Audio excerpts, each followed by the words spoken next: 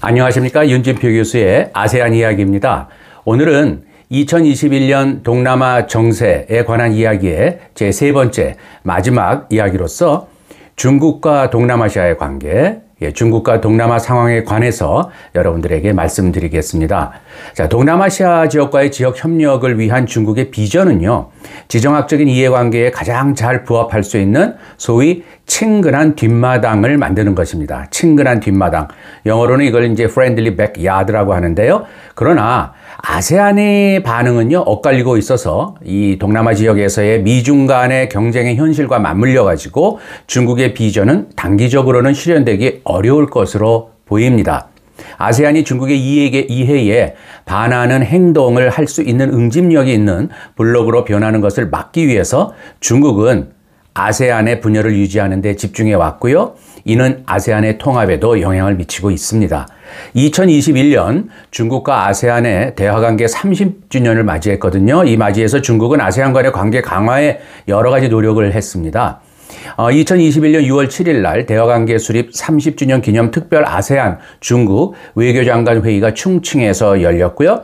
아세안 중국 관계의 경제적인 측면은 9월 10일 시작된 제18차 중국 아세안 엑스포하고 그다음에 중국 아세안 비즈니스 및 투자 정상회의에서 보다 분명해졌습니다.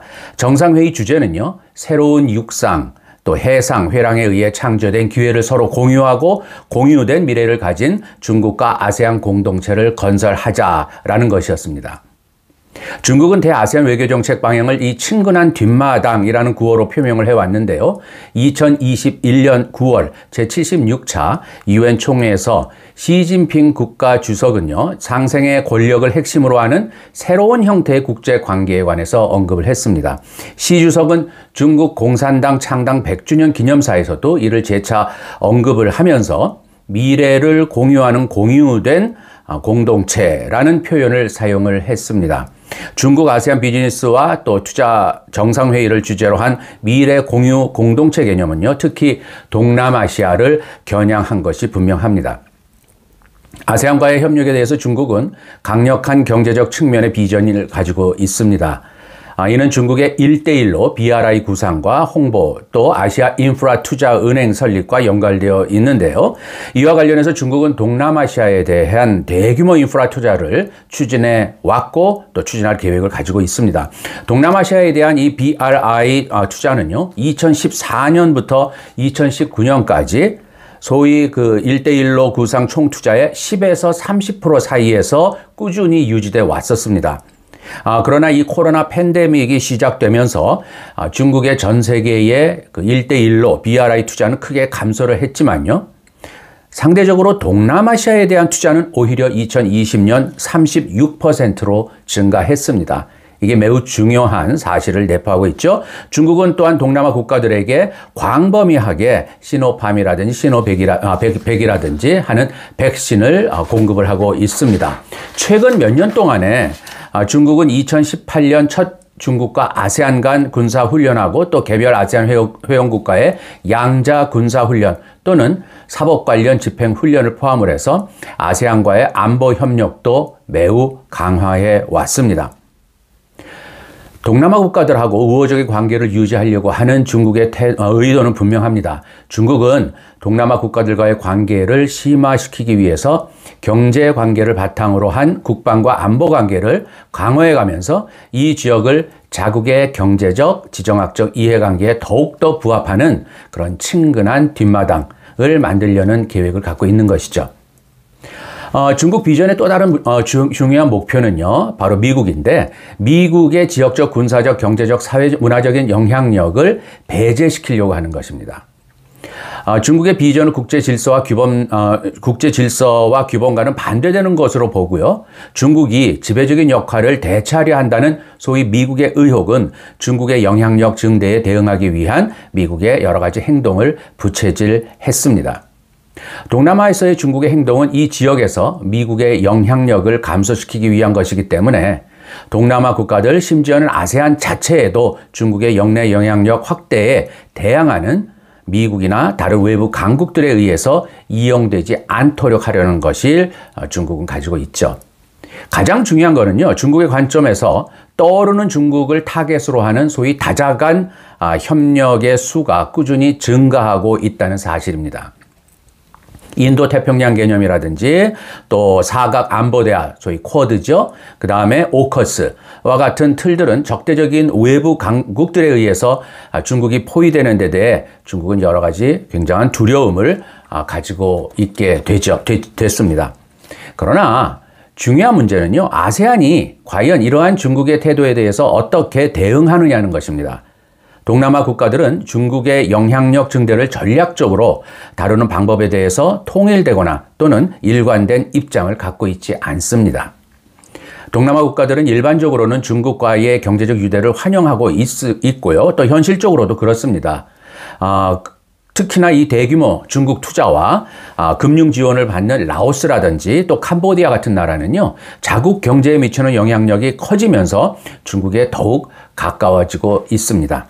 하지만 모든 아세안 회원국들이 그들 각국에서 중국의 영향력이 커지는 것에 전적으로 동의하는 건 아닙니다. 특히 베트남이나 필리핀, 말레이시아는 남중국해에서 중국과 영토 분쟁을 벌이고 있거든요. 이 지역에서 발생하는 사건들로 인해서 그 긴장은 고조되고 있습니다.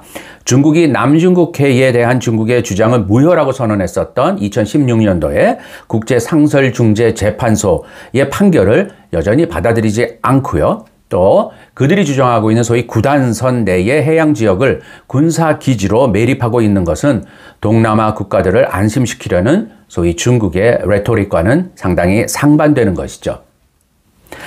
또한 동남아 나라들은요, 중국과 미국의 전략적인 경쟁 속에서 어떻게 대처할 것인가에 대해서 의견이 갈라져 있습니다. 이것은 오커스에 대한 아세안 국가들의 다양한 반응에서도 나타나고 있어요. 말레이시아와 인도네시아가 군비 경쟁의 위험에 대해 우려를 제기하고 있는 반면에 싱가포르나 베트남, 필리핀은 이 협정을 대체로 수용하는 편입니다. 분열된 아세안이 아세안에게는 손해지만 중국의 이익에는 도움이 되는 것은 분명합니다. 일부 아세안 국가들은 여전히 미국이 동남아 지역에서 군사 주둔을 유지하거나 또 미국과 중국 간 관계를 균형 있게 유지하기를 희망하고 있습니다. 이는 중국의 관점에서 보면 동남아 일부 국가는 중국의 영내 영향력에 대항하기 위해 미국을 여전히 이용할 만한 가치가 있다는 것을 의미하는 것이죠.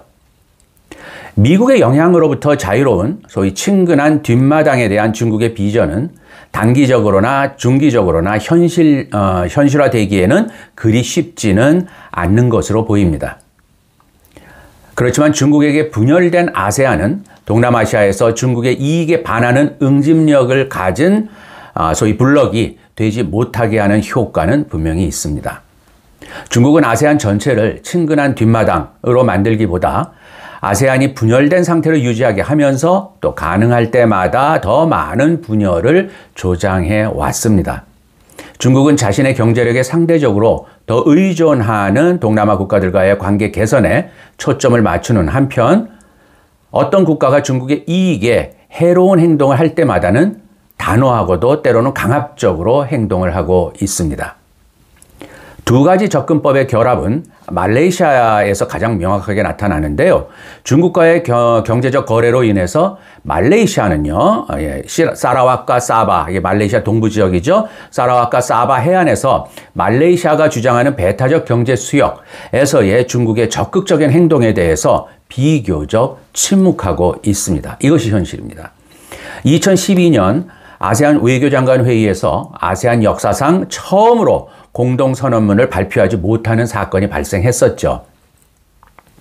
이는 당시 아세안 의장국인 캄보디아에게 남중국해를 언급하는 공동선언을 취소하려는 중국의 압력의 결과였습니다. 캄보디아가 마침 내년도에 다시 2022년도에 아세안 의장국이 되면서 중국의 아세안에 대한 접근법이 어떻게 나타날지 또 아세안의 접근법이 또 어떻게 될지 지켜볼 일입니다.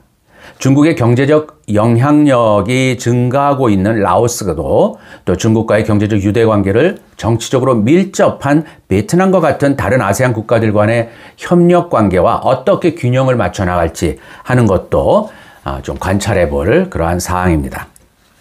아세안은요, 증가하는 중국의 영향력에 대해서 대처하는 방법에 대해서 의견이 분분한 것이 현실입니다. 중국은 중국의 이익에 더욱 밀접하게 일치하도록 압력을 가할 것이고요. 중국의 이익에 반하는 응집력이 나타나는 것을 막기 위해서 아세안 내부 분열을 계속 시도할 것 같습니다. 따라서 아세안은 중국을 포용하는 방법에 대한 합의를 도출하는데 앞으로도 더욱 어려움을 겪을 것은 분명해 보입니다. 중국의 경제적 영향력과 개입으로 인해서 아세안 국가들은 남중국해 문제에 대해서 침묵하고 또 분열하는 모습을 보일 것입니다.